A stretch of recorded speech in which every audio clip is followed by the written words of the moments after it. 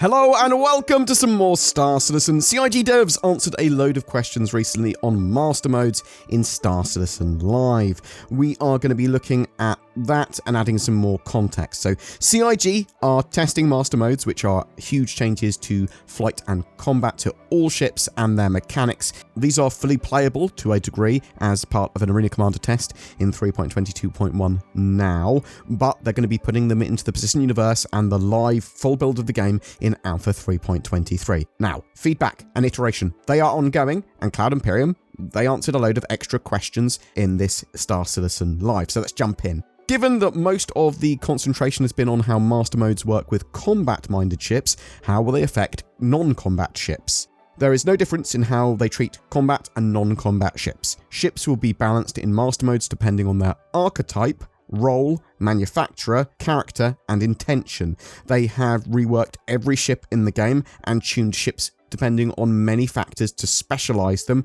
They also have various sub-archetypes that apply, but all ships will be uniquely tuned though, so they will have their own unique character. Bear that in mind. Nav mode is just focusing on traversal. SCM mode is combat and all other functions. So if you want to go fast, Nav mode. If you want to do pretty much anything else, SCM mode. Archetypes are not the same as roles to define the ship's uses and stats. What are the differences between archetype and role? So archetype is things like the profile of a ship. So combat focused, cargo, mining, bomber. Role is light fighter, medium fighter, heavy fighter. Subtypes can also be applied to a ship like Interceptor, which trades maneuverability for speed. Fighter bomber, which trades maneuverability and potentially other factors for armor and payload.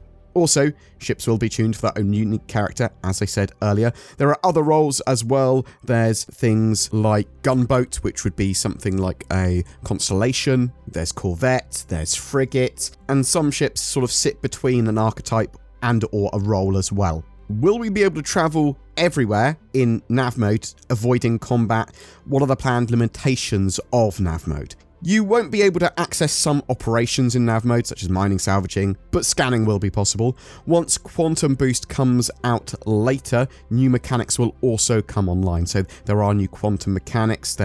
When you're accelerating into quantum, you will have to have your hands on your mouse keyboard or whatever your control device is, keeping your ship in the quantum corridor as you accelerate up. Then you can sort of go hands off after that. But there are going to be some new mechanics here as well, so that's going to be interesting. And we also know there's quantum snaring and dampening. And with that in mind, how do quantum dampeners and quantum snares work on ships in nav mode? Well, I suppose they're only going to work on ships in nav mode, or prevent them from using nav mode functions, right?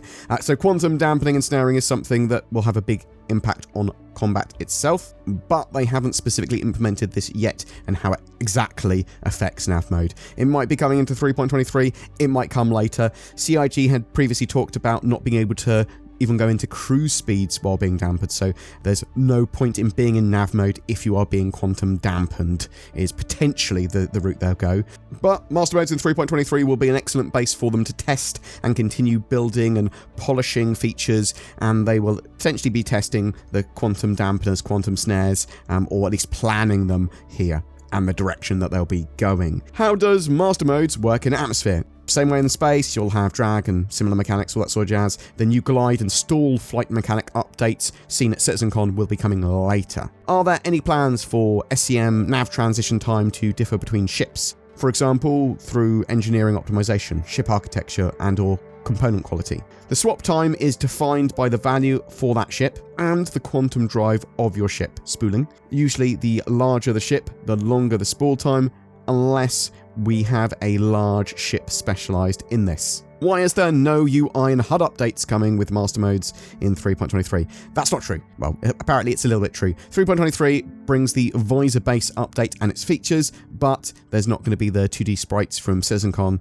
More is coming later. Obviously, there's loads of other things like the mini-map and star map updates and mobiGlas updates and stuff like that as well that are in 3.23. How is master modes going to balance SCM speeds being too slow and ships not being agile enough for racing in nav mode? So it seems that when you're in nav mode, you have less control, but technically there's no difference in the ship path. The tricording agility in XYZ will be different. There might be some revisiting of tracks and tweaking them as well, but I think Cloud Imperium sort of want a interesting mix of changing from SCM to nav mode and bringing those speeds potentially up. Will there be the ability to use countermeasures in nav mode? They don't really see any reason to allow for that at the moment, but it could be made available in the future, depending on feedback once being tested in the persistent universe.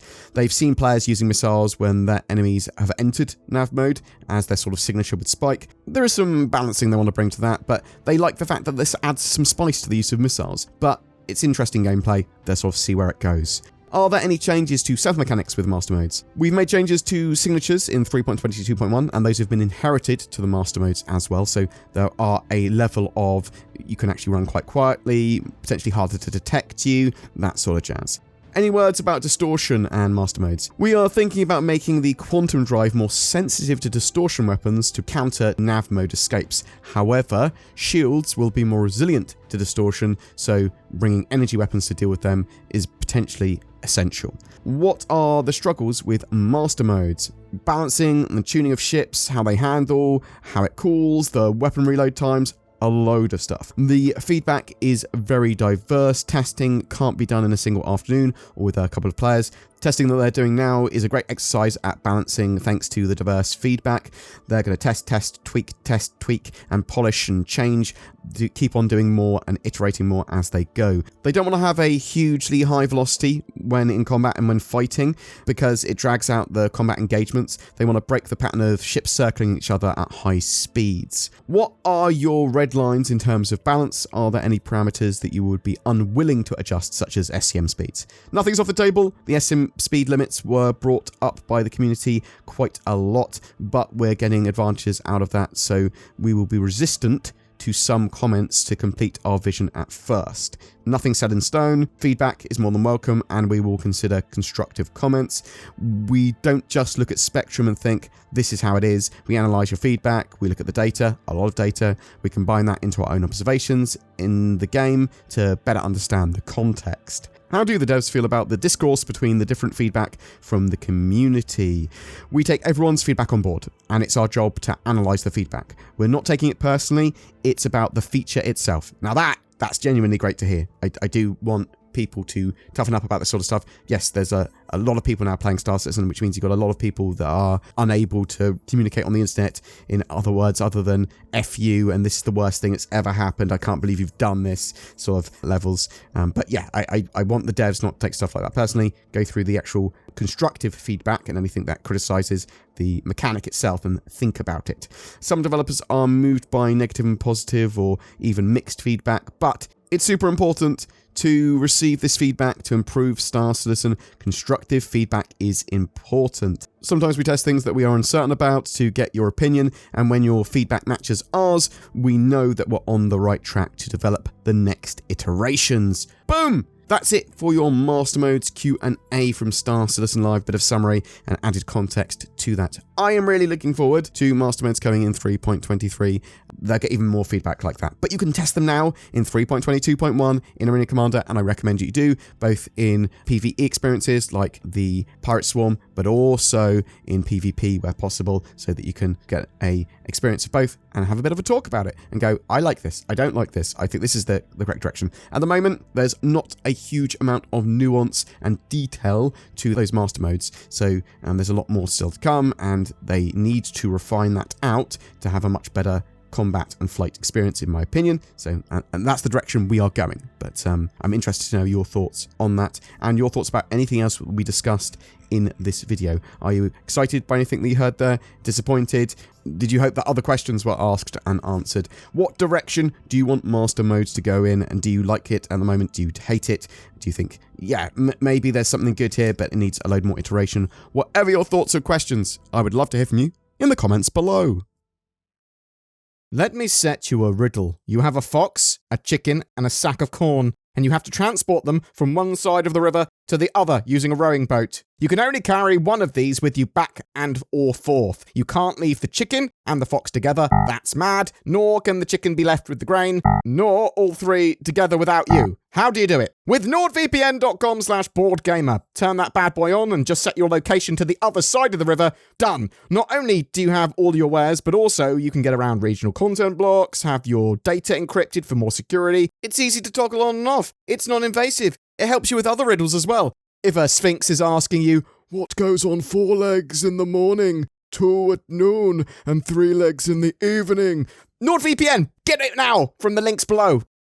Every month we have a giveaway for a ship, and for March we are giving away an Argo raft with persistent hangars, freight elevators, and hauling missions coming with Alpha 3.23. What better way to experience that type of gameplay than with your own hauler? All you need to do to be in for a chance of winning that is comment on any of our videos made during the month. A single comment per video counts, so get involved with watching all my videos for more chances to win. There's more details in the description. Also, I won't ask you to contact me on Telegram or anything like that. This is my only YouTube account I will use to talk in my comments as well. Occasionally there are scammers about. I don't want people to get tricked.